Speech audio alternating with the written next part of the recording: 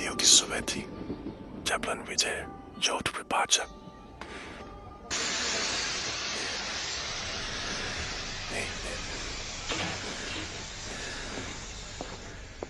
आगे की ट्रेन में कुछ वक्त था, इसलिए वो कुछ देर के लिए जोधपुर घूमने लगा।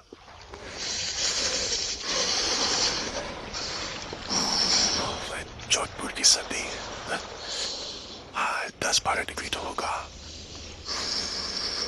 वाह वाह, नदी के पानी से उठती भाप सर्दियों की बात ही कुछ और है।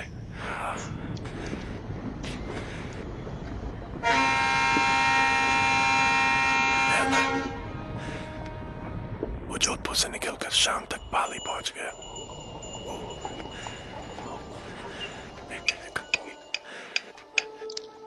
पाली में डिनर अच्छा था। राजस्थानी शिकारियों की खास पसंद मिर्ची के साथ भुना हुआ बकरे का गोश्त।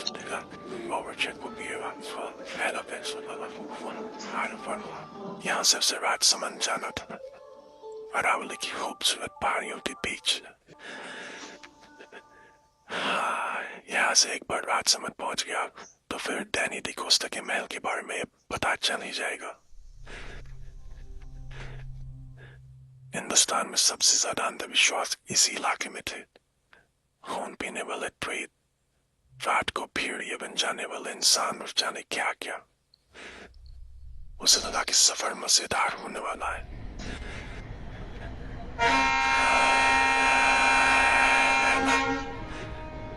पहाड़ियों के बीच में से होकर जाने वाले घुमावदार रास्तों ने उसका दिल मोह लिया। जगह जगह दिखने वाले सुंदर किलों के नजारे, खूबसूरत वादियां, झीलों और जबलों से टकरा कर आने वाली ठंडी हवाओं ने उसे किसी और ही लोक में पहुंचा दिया। राजसमंद स्टेशन पहुंचते ही हर ओर रंग-बिरंगी पगड़ियों में सजे आदमी और सफर की लहंगा चुनी पहने सुंदर औरतें दिखी। उसके सामने राजस्थानी राजा महाराजाओं और उनकी सुंदरतानी की तस्वीर खींच के स्टेशन से निकलकर वो अपने दूसरे पड़ाव पर पहुंचा, जहां से रात बितानी थी।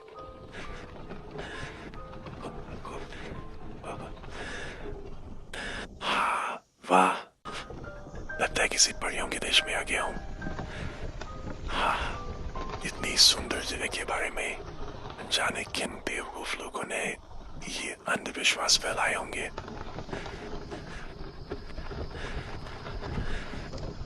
रानी की सराय, हाँ, यह डैनी ने अपनी चिट्ठी में इसी होटल में ठहरने के लिए लिखा था।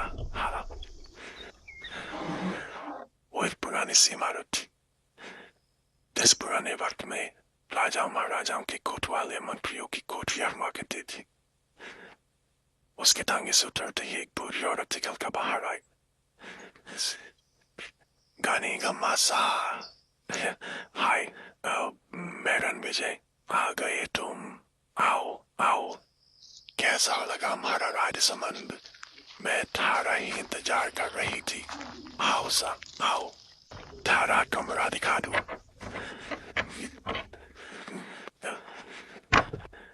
अंदर नहाने का गर्म पानी, तौलिया, सब कुछ है।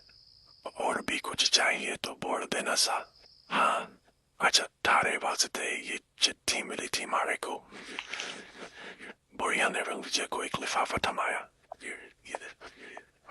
रणविजय ने कमरे में पहुंचते ही खुद को बिस्तर पर फेंक दिया और फिर वो चिट्ठी खोल दी।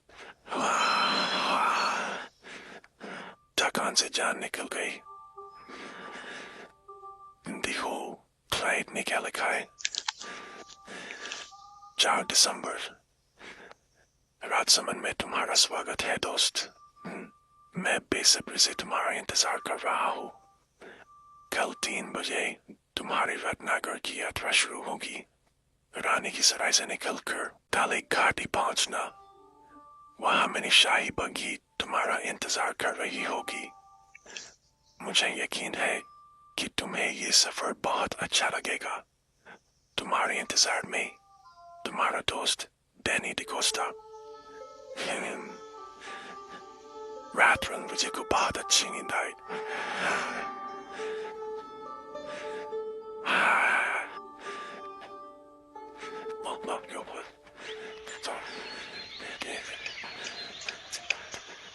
सुबह नाश्ता करने के बाद वो आदतन यहाँ की अपनी यादों को डायरी में समेटने लगा और फिर दिन के खाने के बाद वो आगे के सफर के लिए तैयार था।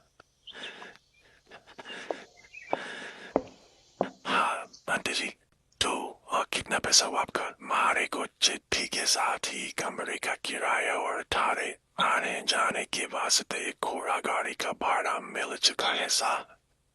घोड़ा गाड़ी वाला बस आता ही होगा, पर ये बताओ कि आपने जाना करते हुए मैं रत्नागर जा रहा हूँ। रत्नागर का नाम सुनते ही वो बुढ़िया अचानक पीली पलक उसके पैर कांपने लगे। क्या हुआ? आप पर्स की तो जैसे जीभ ही खुल गई थी। तभी बोला गाड़ी थम गई।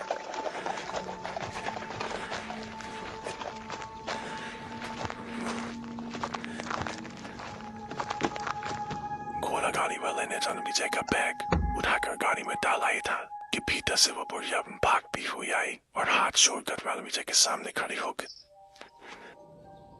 भगवान के वास्ते वहां जाओ खूनी सा, अभी जवानी भी खूनी आई थारी ठीक से। दुनिया को नहीं देखी तुमने, क्यों इस उम्र में जान देने पर तुले होल पर हुआ क्या? ये क्या बोल रही हैं आप? ऐसा क्या है रत्नागर में? सवाल खूनी सा, सवाल खूनी। बस अगर अपनी माँ को जरा भी प्यार किया है तो यहाँ से लौट जाओ, उसकी गोद सुनी मत करो सा। और अगर जाना ही है सा तो किसी और दिन चले जाना। हाँ, किसी और दिन। पर क्यों? आज के दिन में ऐसा क्या है? दिन नहीं, रात सा, रात। माघ की पूर्णमासी है आज। आज की रात 12 बजे काली घाटी के प्रेत धरती पे उतरे हैं सा। धरती पे उतरे हैं सारे प्रेत। वनविजय ने उसकी बातें समझने की कोशिश की और घोड़ा गाड़ी वाला इंतजार करा, इसलिए वो पलटा और आकर घोड़ा गाड़ी में घुस गया। गाड़ी वाले ने चाबुक चलाई और घोड़ा गाड़ी दौड़। वनविजय ने पीछे पलट कर देखा तो बुढ़िया अभी भी हाथ उठाए उसे रोकने को कह रही थी। रुक जाओ सा, रुक जाओ, बड़ा मानुसों का घर है वो उधर जाओ कोनी उधर। और जब घोड़ा गाड़ी उसकी नजरों से ओझल होने लगी तो वो वहीं रास्ते में ठहर गया। वनविजय को बुढ़िया की बातें उलझन में तो डाल रही थी और उसे काम भी पूरा करना था। उसके बॉस और डैनी के बीच एक बहुत बड़ी लैंथी होने वाली थी और जिसकी सारी जिम्मेदारी वनविजय पर ही थी, जिसके लिए उसे रत्नागर पहुंचना था। तभी उसे अपने गले में लटकता हुआ ताबीज जैसा कुछ दिखा और उसे याद आया कि शायद जानी उसके सामने खिड़खिड़ाते वक्त वो ताबीज उसके गले में था। जानी वो उस वक्त उस बुढ़िया की बहनी बातों पर यकीन कर पा रहा था या नहीं, पर हाँ, वंदर से डरा हुआ सबूत था। चिट्ठी में लिखा था से क्या आपको काली घाटी छोड़नी है जी? आप वहाँ उतर के करोगे क्या? हाँ जी, वहाँ से हमारे क्लाइंट की तरफ से सवारी आएगी। बहुत खतरनाक जगह से काली घाटी प्रेतों की घाटी है। हाँ, अच्छा। प्रेत का नाम सुनकर हम इसे काम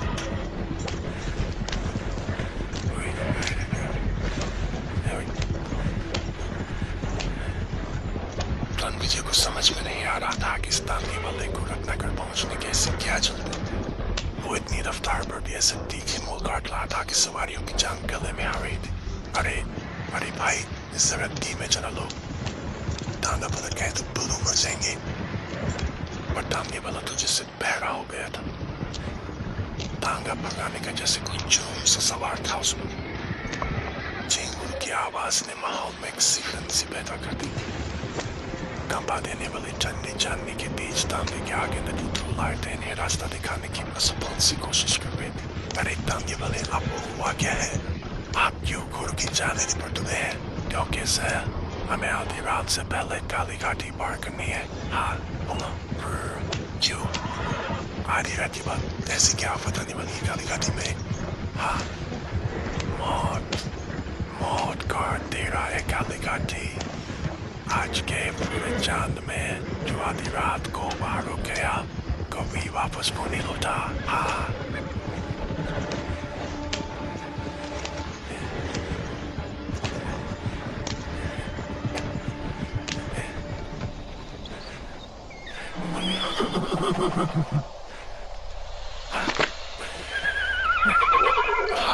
चल चल चल मेरे बच्चे, चल चल चल चल चल चल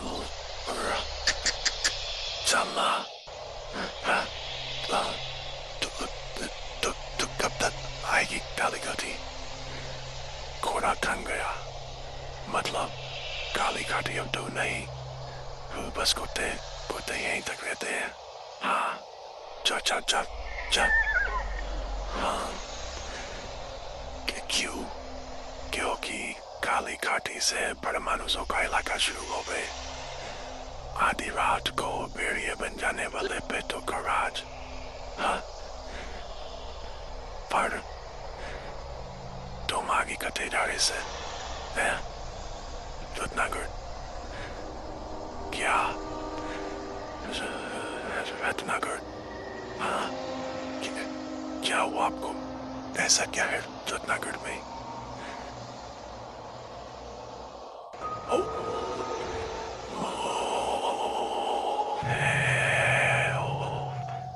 आप सुन रहे हैं एक हेडफोन ओरिजिनल ऑडियो ड्रामा। इस पूरे सीरीज को सुनने के लिए, साथ ही ऐसे कई और ऑडियो शोज को सुनने के लिए डाउनलोड कीजिए headphone app.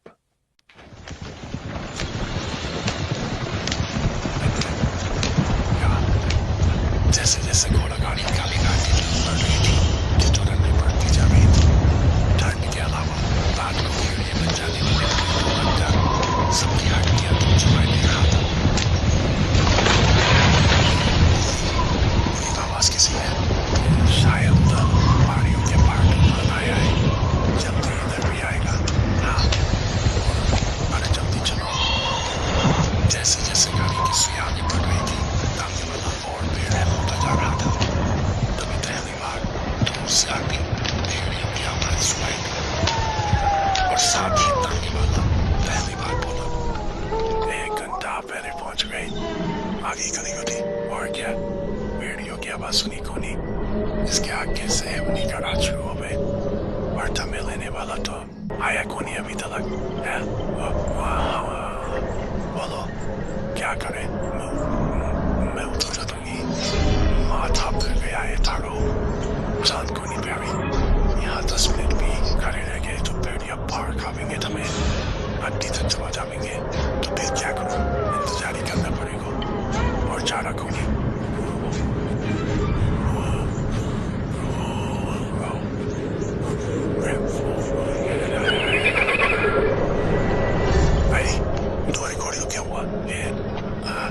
Sai bagiami, what do I say?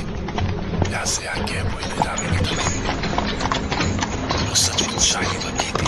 लंबी कांच की खिड़कियां सुंदर पर्दों से ढकी हुई थी। उसके सामने एक ऊंची सी सीट पर बग्गी वाला सवार था और उसके सामने 4 शानदार 8 फीट ऊंचे चमकते काले घोड़े। एक ही पल में रंग जगह भाप बनकर उड़ गया। बग्गी देखकर ही लग रहा था उसका क्लाइंट उसकी अच्छी खातिर करने वाला था। जैसे ही बग्गी पास पहुंची, बग्गी वाला बोला, क्यों भाई, आज तो कुछ चल लिया भाई, तुम क्या करते? गाड़ी जल्दी थी थारे मेहमानों को। मैंने कब कहा इससे कि मुझे जल्दी पहुंचाना है? कुछ भी बग्गी जा रहा है। बग्गी वाला आगे बढ़ा और बड़े अदब से रंगीजे के सामने झुक गया। हमारे साथ चलो, हाँ चलो।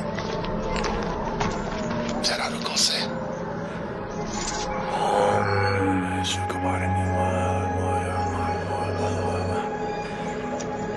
ईमानदार सारी रक्षा करेगा, अपना ख्याल रखना से। और हाँ, कुछ भी हो जावे, इस ताबीज को खुद से अलग होने का। हाँ, कुछ भी हो जाए इससे क्या मतलब है इसका? दिमाग सकरा देने वाले सवालों में उलझाकर विजय उस शानदार पक्षी की ओर बढ़ाई था कि पक्षी वाले ने उसका हाथ पकड़कर उसे चढ़ने के लिए सहारा दिया। बड़े बड़े पंजों वाली उसकी पकड़ इतनी सख्त थी कि रणविजय की आह निकलने को हुई। अजीब सा था, कंधों पर काला सा चोगा डाले, काली पगड़ी और उसके नीचे से झांकती उसकी लाल लाल आंखें। जब वो बोलने के लिए मुंह खोलता था तो उसके नुकीले दांत चांदनी में भी चमक उठते थे। वायु थामे वाले साव का संभाल देना।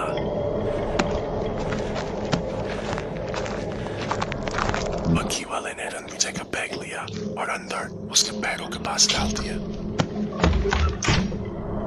पक्षी अंदर से शानदार थी, नर्म गद्दीदार सेक्स और मखमली पर्दों के अलावा पैरों के नीचे बिछी मोटी काली। मालिक तरह ख्याल रखने को बोले हाल खास मेहमानों के सर्दी बहुत है। झरोखे के नीचे बिलायती दारू है, दो होठ लगा लो, ठंडी भाप जाएगी। रणविजय ने खुद को सीट पर जमा कर कंबल बिठाई था कि तभी चाबुक की आवाज सुनाई दी और पक्षी हवा से बातें करने लगी।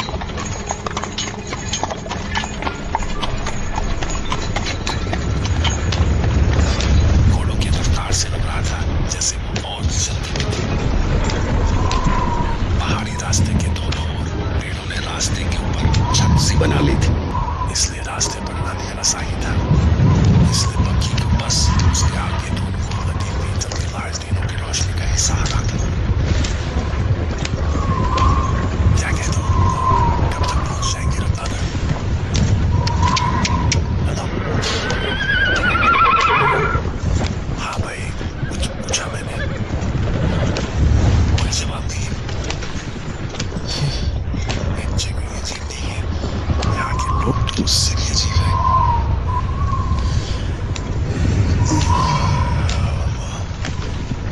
उस ठिठुरन और डर के बाद भी जाने कैसे रणविजय को नींद आ गई, जो शायद बेहोश। उसे लगा जैसे कोई पंजे उसकी गर्दन की ओर बढ़ रहे। अपनी पूरी कोशिश के बाद भी वो उन्हें अपनी गर्दन की ओर बढ़ने से नहीं रोक पा रहा था। ऐसा लगा जैसे छोटा सा बकरी का बच्चा बाघ को रोकने की कोशिश कर रहा है। अगले ही पल वो पंजे उसकी गर्दन पर थे। जैसे जैसे पंजों की पकड़ मजबूत होती जा रही थी, उसको दम घुटता जा रहा। सांस रोकने से उसकी आंखें बाहर निकल आने लगी। तभी उसे पक्षी की गिरती उसे छलकर आती चांदनी में पक्षी वाले का लंबा सूखा और पक्षी जैसा चेहरा दिखा। और गड्ढों में से झांकती उसने एक चोटी लाया, जोर से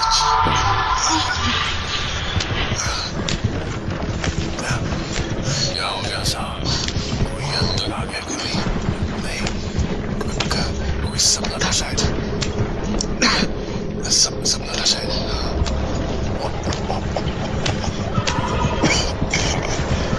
तब चिंता करो, गार्ड से बैठो, अब तो रास्ता भी अच्छा है। क्या कहा तुमने? कोई अंदर आ गया क्या? क्या मतलब? कौन आ सकता था अंदर? जानो साहब, वो सब ना जानो तो भी अच्छा।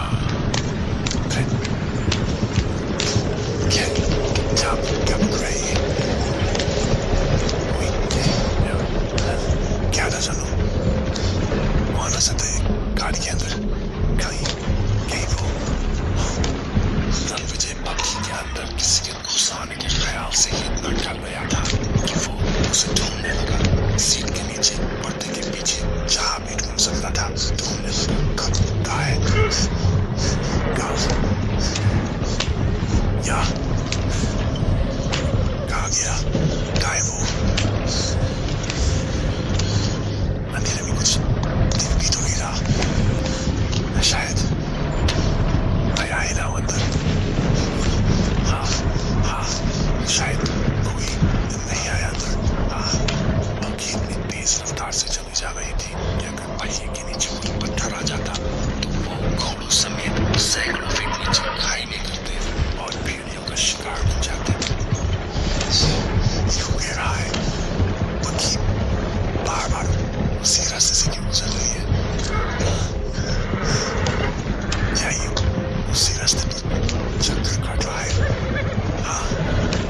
सड़क की वायु और तेरा सब पेट चौथी बार दिखा है बीबी। पर क्यों क्यों कर रही है ऐसा? क्या मैं जिंदगी भर इन्हीं पहाड़ी में भटकता रहूंगा? पूछो उसे। सुनो, नहीं, क्या फायदा? ये जवाब तो देने से रहा। कुछ देर बाद उसे बात का ध्यान आया और उसने अपनी पॉकेट से निकालकर माचिस जलाई। समय क्या हुआ है? 12:30। ये भगवान, उस सवारी ने कहा तो था कि काली घाटी में आधी रात के बाद एरिया बन जाने वाला कीटों का राज होता है। तो क्या ये जानबूझकर रास्ते में आधी रात को देना चाहता था?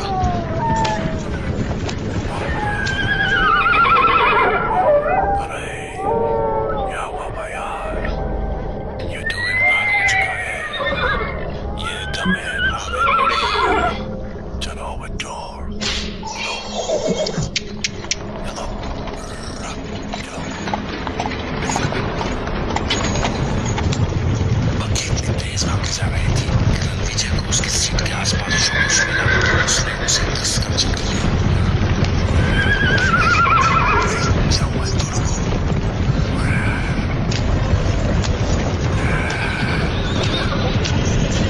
कोई नहीं, भगवान के लिए रोकते क्यों नहीं?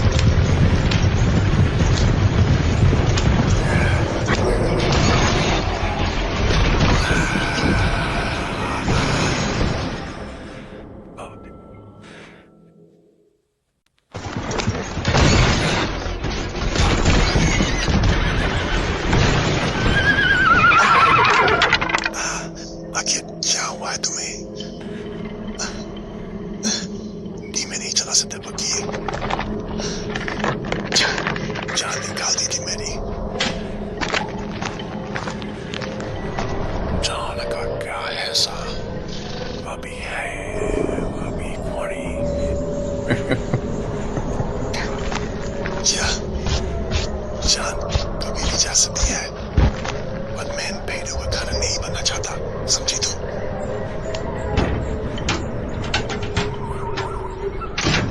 जाने बग्गी वाले पर रणविजय की बातों का असर हुआ या नहीं, पर वो घोड़ों के पास जाकर उन्हें पुचकारने लगा। मेरे बच्चों, कुछ ना हुए तुम्हें, कुछ ना। मैं हूं ना तेरे साथ, मैं हूं ना। आराम से चलो। उसके पुचकारने के साथ उस शासक अब वो आराम से चलने लगे। तभी एक अजीब सी कहानी की सी आवाज सुनाई दी। रणविजय ने देखा कि बग्गी वाला बार-बार अपने दाएं बाएं देख रहा है। कहाँ देख रहा है ये? सी रोशनी कैसी चमक रही है यहाँ? ये अजीब सी घबराहट भी उन्हीं से आ रही है। शायद इन्हीं को ढूंढ रहा था ये बग्गी वाला। अरे भाई, कहाँ जा रहे हो? कि पागल हो गया क्या? ये भगवान, ये कहाँ चला गया मुझे छोड़कर? आजादी जा रहे हैं।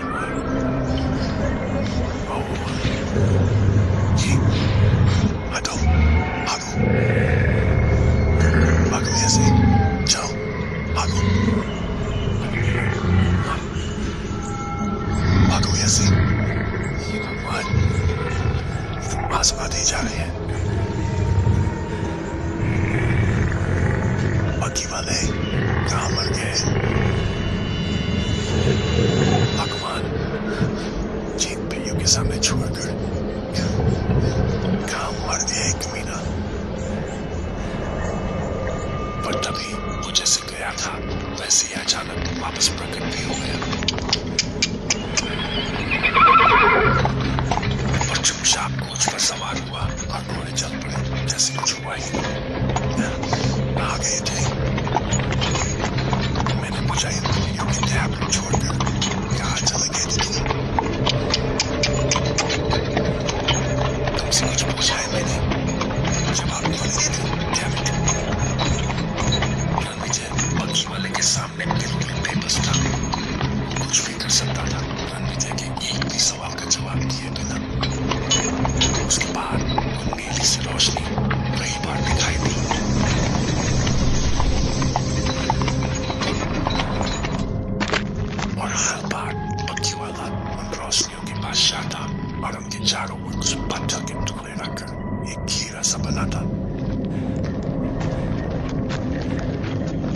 वापस लौटा।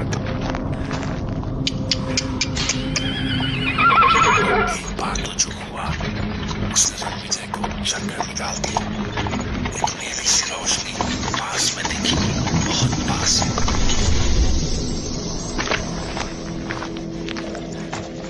और जब पक्षी वाला उसके पास गया तो रणविजय ने साफ साफ देखा वो रोशनी पक्षी वाले के बार बार चमक रही थी, जैसे पक्षी वाला वहां था ही नहीं। ये चक्कर क्या है? ये किस जगह फंस गया हूं मैं?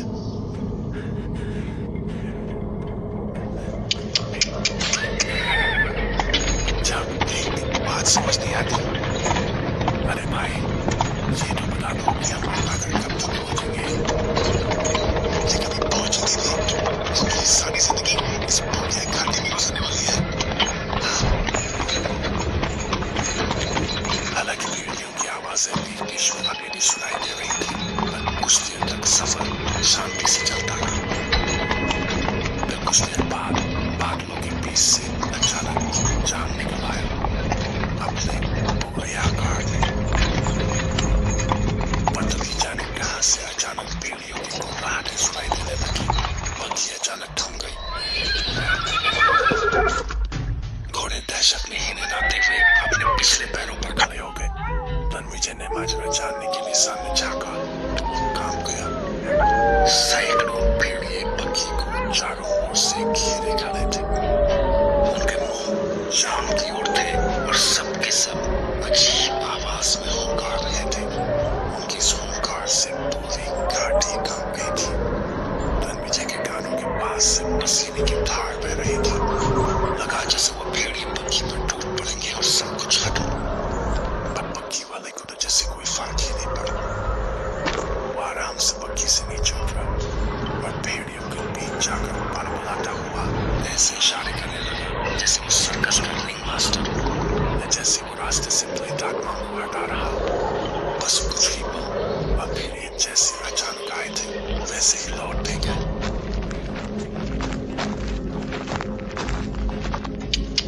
घोड़े फिर से शांत हो गए। चल पड़ी। ईश्वर, अगर मौत मिली ना तो ऐसी मौत मत लेना। आगे का रास्ता चढ़ाई वाला था, इसलिए घोड़े आराम से चल रहे थे। ऐसी भयानक यात्रा के बाद जब कुछ पल शांति के मिले तो रणविजय की आंख लग गई।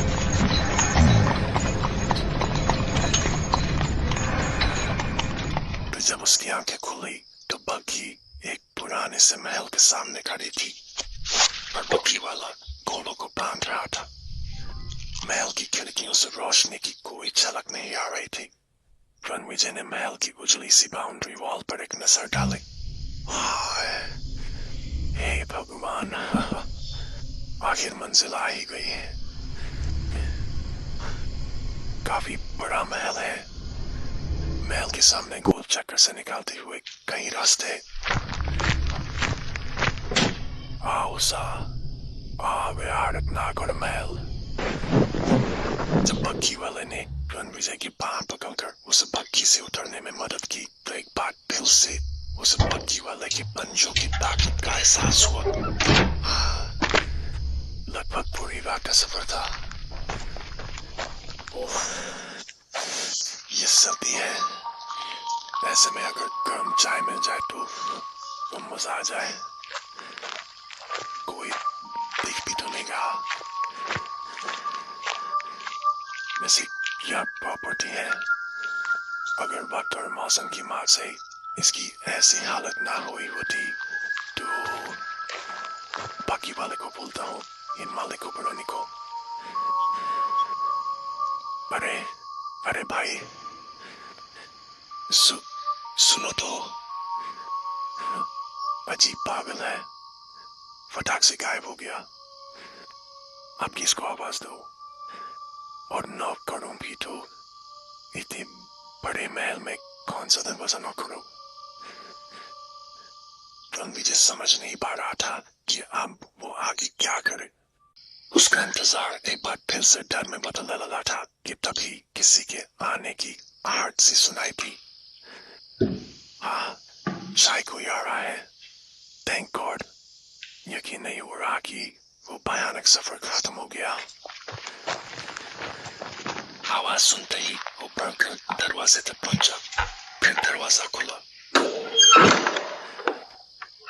सामने स्टक क्लाइंट था, डैनी डिकोस्टा। अटपटी दाढ़ी, काले वर्क कोट में, जरूरत से ज्यादा लंबा, चौड़े कंधे, पर बदन में शायद ही कहीं हड्डियां न दिखती हो, और गड्ढे में धसी सूरत आंखों की चोट। रणविजय को सामने पाकर उसने अजीब सी मुस्कुराहट के साथ अपना हाथ आगे बढ़ाया। Welcome my friend, Ratnakar palace में तुम्हारा स्वागत है। Please come. इसे अपना ही घर समझो। जी आप ठीक तो है ना? बिल्कुल ठीक। मुझे कभी कुछ नहीं होता।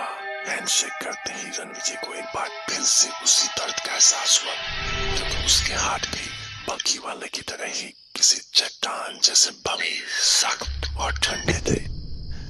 आप ही हैं मिस्टर डैनी? जी हाँ, मैं ही हूँ आपका क्लाइंट, डैनी डिकोस्टा। आइए। बात बहुत सर्दी है, लाइए अपना बैग मुझे दीजिए। अरे ये क्या कर रहे हैं आप? मैं अपना सामान खुद उठा सकता हूँ। नहीं, आप मेरे मेहमान हैं। And you see it's pretty late in the night, so कोई नौकर नहीं है इस वक्त, तो मेरा फर्ज बनता है कि मैं आपको कोई तकलीफ ना होने दूं।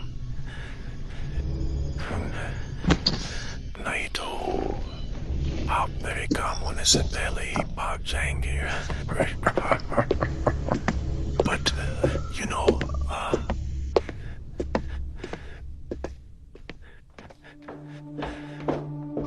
comfortable, isn't it? Yes, certainly. ये फाइल प्लेस इस रूम को कभी ठंडा नहीं होने देता। आप बैठिए। रुकिए, आपका कोट उतारने में आपकी हेल्प करता हूँ। अरे आप feel at home, my dear friend. Feel at home.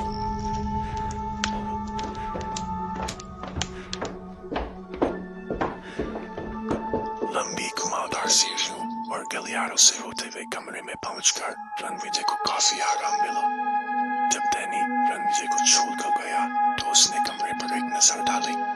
दिसंबर की सर्दी में फायरप्लेस की गर्मी, खिड़कियों पर भारी मखमली पर्दे, बेशकीमती फर्नीचर, कमरे की हर चीज से रेसी टपक रही थी।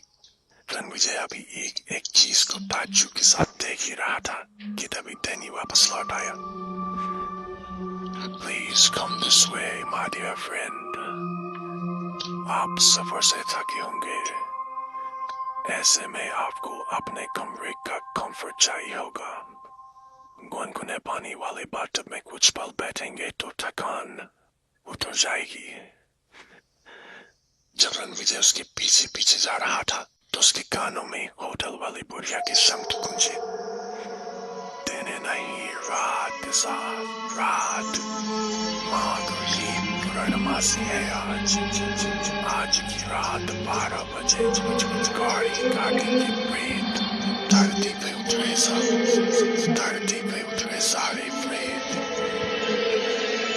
और उसने सोचा कि ठीक है कि पूर्णमासी की रात है और रत्नाकर का ये किला भी काली घाटी इलाके में ही पड़ता है। पर ऐसे शानदार महल में ऐसे जेनरस होस्ट के होते हुए आखिर उसे हो क्या सकता था?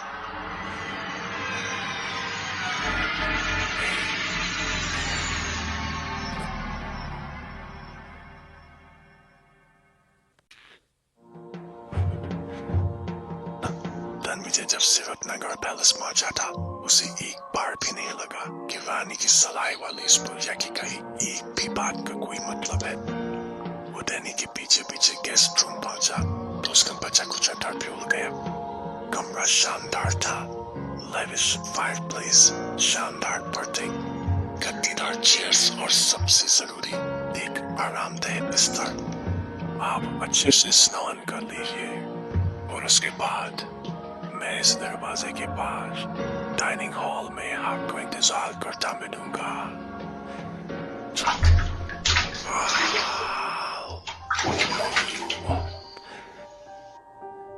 फ्रेश होने के बाद जब रणविजय बाहर आया तो उसे बड़ी जोर की भूख लगी थी और वो डाइनिंग हॉल में पहुंच गया।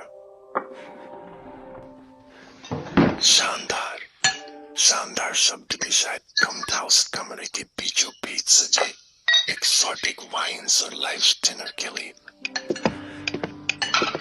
अरे अरे आप क्यों, मैं खुद ले लूंगा प्लीज, आप मेरे मेहमान हैं, मुझे तो खुशी मिल रही है आपके लिए ये सब करके। आखिर आपको काम तो मेरे ही आना है ना। जी मेरा मतलब है आप यहाँ आए तो मेरे ही काम से है ना। जी हाँ that's true। awesome food, आपका कुक कमाल का है। आपके चेहरे पर खुशी देखकर अच्छा लगा मुझे। इंसान को हर वक्त खुश रहने की कोशिश करनी चाहिए क्योंकि क्या पता कब क्या हो जाए।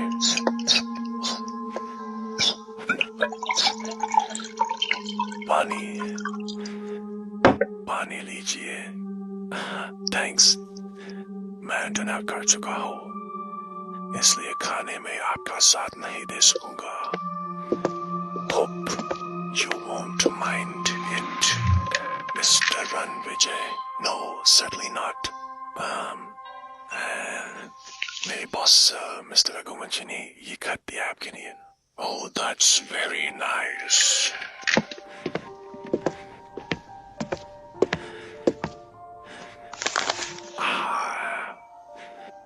माफी चाहता हूँ, हेल्थ इश्यूज के चलते नहीं आ सका, इसलिए मैंने आपके पास अपने खास साथी को भेजा है।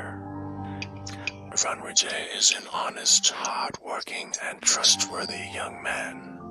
आप उस पर मेरी तरह ही आंख मूंद के भरोसा कर सकते हैं। मुझे उम्मीद है कि आप उसके साथ बेस्ट डील कर सकेंगे। Very good.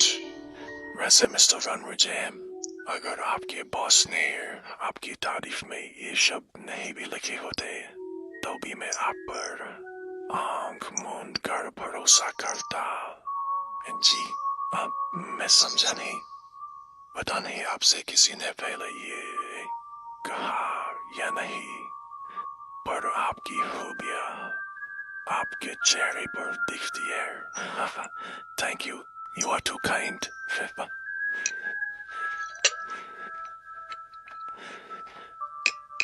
खाने के दौरान उसने रणविजय से बहुत सारी बातें की, उसके काम, शहर और उस रास्ते के बारे में जिससे होकर वो यहाँ तक पहुंचा था। इसके बाद उसने रणविजय की ओर लग्जरी क्यूबन सिगार का एक बॉक्स बढ़ाया। प्लीज शॉक फरमाइए। It smells awesome. सिगार का एक कश लेकर रणविजय ने डैनी की ओर एक नजर डाला। उसके अंदर धंसे हुए गाल, थोड़ी नुकीली मगर सख्त, पतली नाक और नथुने दबे हुए, ऊंचा चौड़ा माथा, आपस में मिलती सी घनी भौहें और मूंछों की तरह ही होठों से कुछ बाहर निकल आए नुकीले दांत उसकी शक्ल को और क्रूर बनाते थे। तभी भेड़ियों की आवाज सुनकर रणविजय की नजर खिड़की की ओर गई। रात के शहजादों की आवाज सुन रहे हैं आप। Such a sweet sound. एक रोमांस है इनके सुनने का। जी मतलब हाँ, आप शहरों में रहने वाले, हम शिकारियों की तरह नहीं महसूस कर सकते।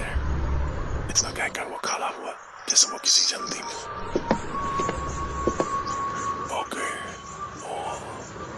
सुबह होने वाली है, आप काफी थके होंगे, आराम कीजिए। मैं कल दिन में बाहर हूँगा, तो लंबी नींद कीजिए। हम अगली रात में मिलेंगे। इसके बाद जब रणविजय बिस्तर पर गिरा तो सफर की इतनी थकान थी कि वो जाने कितने घंटों तक सोता रहा।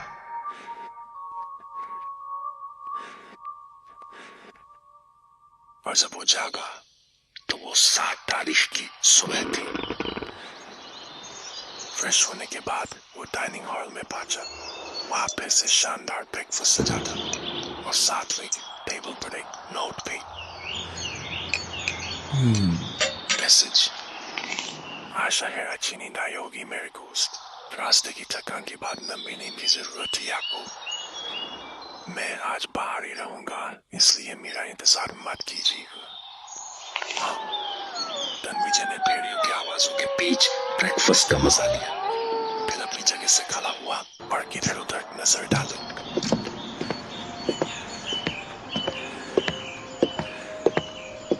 अरे यहाँ कोई नौकर भी नहीं दिखाई दिया अभी तक। पानी वगैरह कुछ चाहिए हो तो बेल जैसा कुछ होना चाहिए ना। चांदी के बर्तन, जगह जगह सोने की कारीगरी। इन राजवाड़ों की शान और शौकत आज भी कम नहीं हुई। पर अजीब है, ऐसे शानदार महल में एक भी आईना नहीं। शेविंग या बाल कोम करने के लिए जरूरत पड़ सकती है।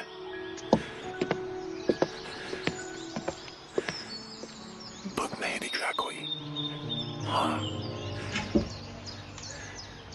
इस कबर्ड में, वाह शानदार, क्या कनेक्शन है।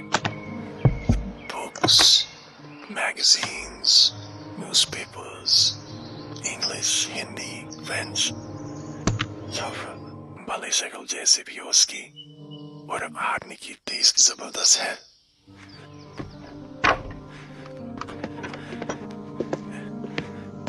हेलो, आपको इन बुक्स के बीच में देखकर खुशी हुई कि ये बुक्स ही मेरी दुनिया हुआ करती थी कभी। कुछ साल पहले बाहर जाने का मन बनाया तो इन बुक्स से काफी कुछ सीखने को मिला। Language and all, you know. English बहुत अच्छी है आपकी। यहाँ का कोई शख्स मेरी तारीफ करे तो मैं नहीं मानूंगा, पर तारीफ आपने की है तो it really matters a lot to me, क्योंकि यहाँ के लोग तो प्रजा ही है मेरी। In a way, प्रजा क्या है कि बहुत लंबे वक्त तक यहाँ राज किया था मैंने, और चाहता हूँ जब तक मैं रहूं बरसों बरस कोई मुझ पर राज ना कर सके।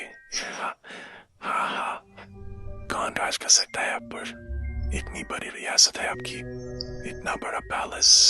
हाँ, मैं आपसे पूछना चाहता था कि मैंने इस कमरे में आकर कोई गलती तो नहीं की ना? I mean, आप मेहमान हैं हमारे।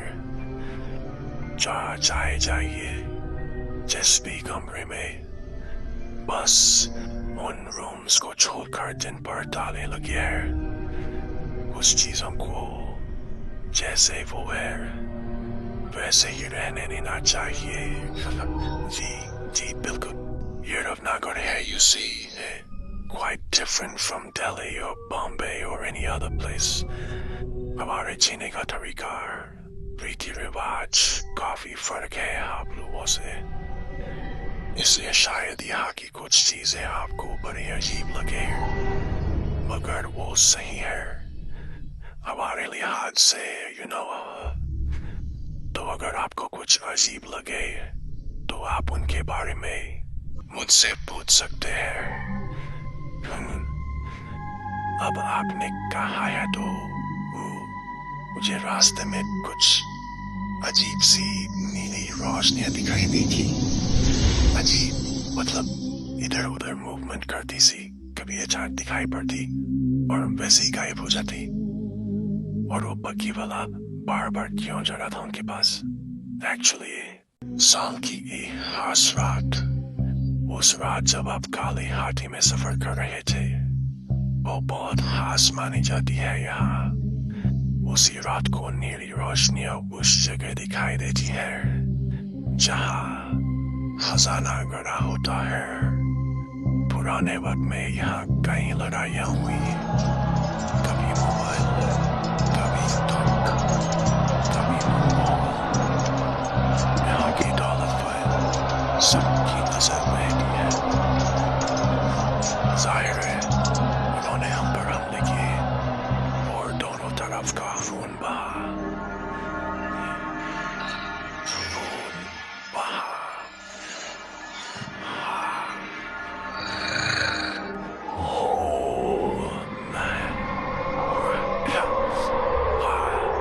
मैं कह रहा था कि एक बार ऐसा भी हुआ कि हमलावर सेना लूट के बाद सारा खजाना यही दबाकर भाग गई, क्योंकि अगर शाही सेना उनसे मुकाबले के लिए आती तो वो इतने भारी भरकम खजाने को अपने साथ नहीं ले जा सकते थे। तो इतने सालों में किसी को मिलना चाहिए था खजाना। हाँ, मिल भी सकता था, पर कौन होता उसको कलेजा होना उसके लिए, क्योंकि यहाँ के प्रेत उस खजाने की रक्षा करते हैं। रीत पर चलिए अब काम की बात पर आते हैं। आप उस प्रॉपर्टी का नक्शा तो लाए होंगे।